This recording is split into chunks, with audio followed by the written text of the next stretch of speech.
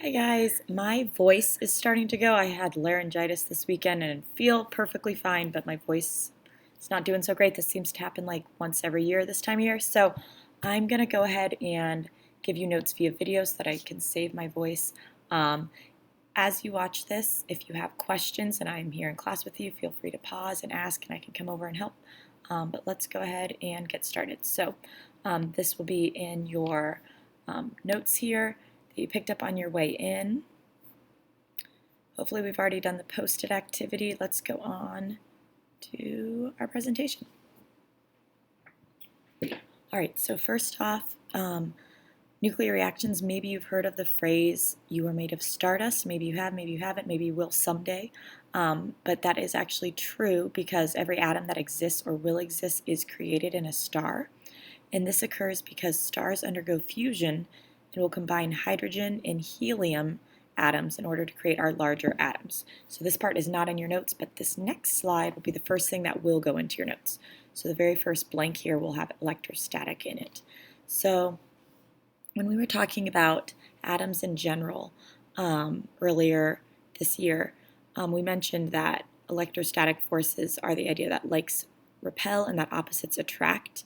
For example, when your hair is staticky and it's sticking out in every direction, that's because it all has the same charge, so all of your hair strands want to repel away from each other. So that happens in the atom, as you know.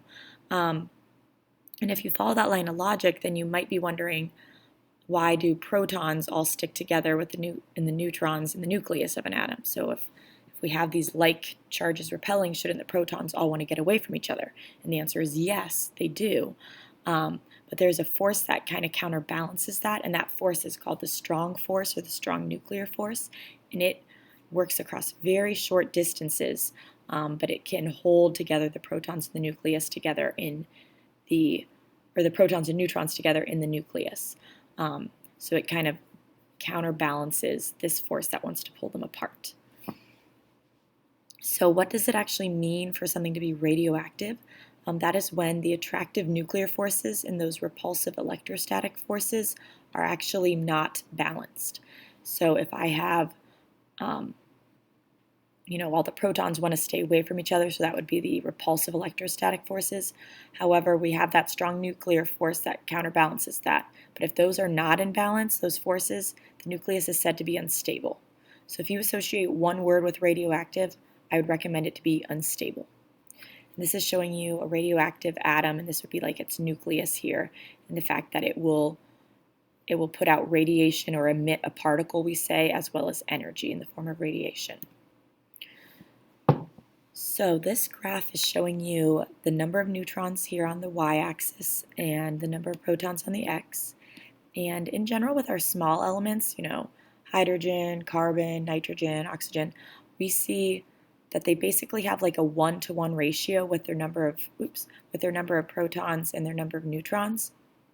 But as we get into heavier elements that have a larger nucleus, we actually need to have more neutrons in order to kind of have enough of that strong nuclear force to hold the atom together, to hold the nucleus together. So the higher the atomic mass, this kind of pale salmon color is showing you the belt of stability. And you'll notice it gets further away from that 1-to-1 ratio as we go up. That's because atoms need more neutrons in order to balance out the proton electrostatic force. So clear up here with mercury, element number 80. It actually has, it's proton, it's element 80, but it actually has 120 neutrons in it. So you can see a much heavier atom having many more neutrons than protons. So which elements are actually radioactive? In this beautiful blue color, all the way to bismuth, basically, except maybe one slight variation, but all of them up to bismuth, element 83, are stable atoms. But beyond that, we start to see radioactive atoms. Quick reminder, the lanthanides, this row actually fits in here with the periodic table. So, but all these heavier elements are radioactive. What the other colors here is showing you is the half-lives, which we will talk about next week. So what a nuclear reaction actually is is the change in an atom's nucleus in order to make it more stable. So if we're changing the nucleus, that means we have to be changing the number of protons and or the number of neutrons in that nucleus, because that's what's there, right? So these changes involve a large amount of energy. No matter, every time you have a nuclear reaction, it's going to involve energy. So some basic types of nuclear reactions include radioactive decay, fission, and fusion. Feel free to pause if you need to. So fission and fusion, they are both physical processes that produce energy. So if fission, if you think of things being like, if you think of a fission in something that's like it breaking apart. So here this is showing like a neutron or some particle running into this that is then causing the atom to literally split apart. Not always in half, but into two smaller atoms. Fusion is the opposite of that. It's bringing together lighter atoms to create a heavier one. And this is what happens in stars. So fusion involves the process of adding to the nucleus, giving us a larger atom. And most of it occurs in stars, though we have a couple places on the Earth that we have that where we do it in a huge machine. For example, the Large Hadron Collider. Any guesses as to where this is housed? It's not the United States, it's this big circle tube there. This is in Switzerland, and as far as I know, they will shoot particles through here and get them going fast enough that when they collide, they will become an element, and it will last for, very, very brief amount of time before it automatically decays. But there's a lot of research that happens in this facility here. Kind of cool looking. Next up, we have fission. So it's the opposite of fusion. It's breaking apart the nucleus, and it usually results in the release of a large amount of energy. So this only happens with our heavier elements, such as uranium, plutonium, and thorium. So this is showing you, here's an element of uranium that's having a neutron added to it, and then it undergoing fission. So it's breaking apart into two smaller elements, barium and krypton here. And also releasing some extra neutrons out. So again, this is only happening with our heavier elements. So a little more on radioactive decay. In your chart, you'll see the types of radiation or types of decay. I can't remember what I called it, but this should go in that first column: alpha, beta, and gamma. These are kind of their basic symbols or letters. And you might recognize these as Greek letters, which they are. So this is kind of like a but a little different. This one's a little bit of a B, but different. And then this is kind of like a Y or a V that's stretched out. So this is the chart. You will fill it in as I go through. You don't need to pause and fill it all in right now. But we're going to start with alpha decay. So alpha decay is where I have the nucleus of an atom, and if it goes through this decay, it's going to emit an alpha particle. Emit just means like shoot off. So this particle, if you use this key here, you'll notice it has 2 neutrons and 2 protons in it. Think about what element on the periodic table would have 2 protons. Element number 2, which is helium. So the symbol here, you'll notice, is either an alpha symbol for the particle or a helium, because that's what an alpha particle is. It is a helium nucleus. So that's what the composition is: 2 protons, 2 neutrons, a helium nucleus. You'll need to add this in your notes. The charge is positive 2 because protons are positive and has 2 of them. And it doesn't have any electrons, so therefore it's a positive charge. And its mass is 4 because protons and neutrons both have a mass. So if I add those together, I get to 4. This is called the nuclear form. I'll talk more about this in a minute, but in general, we have our mass number up here. If you forget how to calculate mass number, you'll probably want to write this down. It's your protons plus your neutrons gives you your mass number. And then your atomic number, this one is always going to be your number of protons. And then here's the element symbol. Moving on to beta decay. So with beta decay, you'll notice I have the symbol here. It has 0 mass, so that's why the 0's here, but it's the opposite of a proton. If a proton is positive 1, this is going to be negative. So you'll see a negative, and the E here stands for it's an electron, because a beta particle is a fast-moving electron. And often when I have beta decay, it also emits gamma rays, gamma radiation. So it's a very fast-moving electron. Its charge is -1, but its mass is negligible. You can think of it as being 0, because electrons don't really have much mass at all. Finally, we have gamma decay. It is actually just a photon. Essentially, if I have a radiation of gamma, it's just shooting off a light particle. But this is electromagnetic energy, and it is very powerful. So it has, and it can go through many substances. It doesn't have a charge, it doesn't have a mass, but they can be very energetic, we say. So it can move very fast. So in general, you still have the same atom, but it can emit energy. So if we talk about the penetrating power, what they can go through, your alpha radiation would be stopped by a piece of paper, it'd be stopped by your hand. It can't go through much.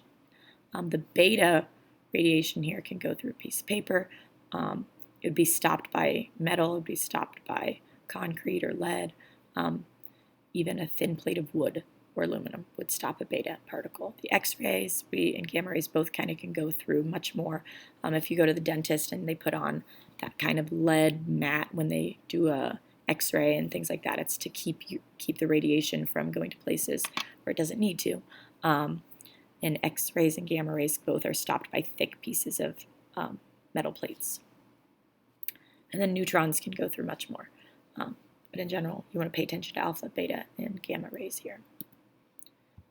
Getting a drink of water real quick. So, how are chemical and nuclear reactions different? So we've done, the last part of this unit was all about chemical reactions. And because with those, you're just looking at how the electrons change and rearrange and, kind of share, or what they do in making and breaking chemical bonds, right? Here in nuclear reactions, we're changing the nucleus. We're actually changing what element we're looking at. So you'll notice balancing these looks much different. So when we're talking about balancing them, we first need to have a good handle of this nuclear form. So you saw this earlier. If you think about this is like an equation, almost like y equals mx plus b is an equation in math. This is kind of showing you a breakdown of what different things are, like my mass number, my atomic number here, and my element symbols over here. A proton is, if we think about its mass, it's 1. Its atomic number would be 1, and that would be a proton. Neutron has a mass of 1, doesn't have an atomic number because it's not a proton. And electrons have no mass, and they're the opposite of a proton. So if a proton's 1, the opposite of 1 is -1. So here is kind of some examples of balanced equations with nuclear reactions. This top one, if you cover up the bottom part with beta decay, just focus on the top here. This is looking at alpha decay. And you'll notice I have a reactant and products, just like in chemical equations. But here, rather than having the same type of element on both sides, I end up with something different. So here, uranium is decaying through alpha, emitting an alpha particle over here. That's what this helium nucleus is an alpha particle. And then what I'm left with is now a new element. So its atomic mass has decreased by 4, and its atomic number has decreased by 2, because it's gotten rid of 2 protons and 2 neutrons, adding up to 4. Notice here it is balanced, though, because if I add these back together, 90 plus 2 gives me back to what I had originally, which was 92. 234 plus 4 gives me back to what I had originally at 238. So this is what balancing these will look like. With beta decay, this is a little trickier. Here, a beta particle is an electron. And so here I'm not changing the mass, right? So I have 234 at the beginning, 234 at the end, but you notice it's still a different element. That's because if I want my bottom, my proton number or my atomic number to balance, if I have 90 on this side I have to have this -1 balanced out. So I have 91 plus a -1 is the same as 91 minus 1, which brings me back to 90. So it all does still balance. Notice here we're not going to be adding coefficients. or subscripts and how we were with chemical equations. This is a different sort of balancing. For these, I could give you, an element and give you, what isotope number it was, which is this top number, and I could say, this element undergoes beta decay, predict what the products would be, and you would be able to come up with this. That's what we're kind of working our way towards.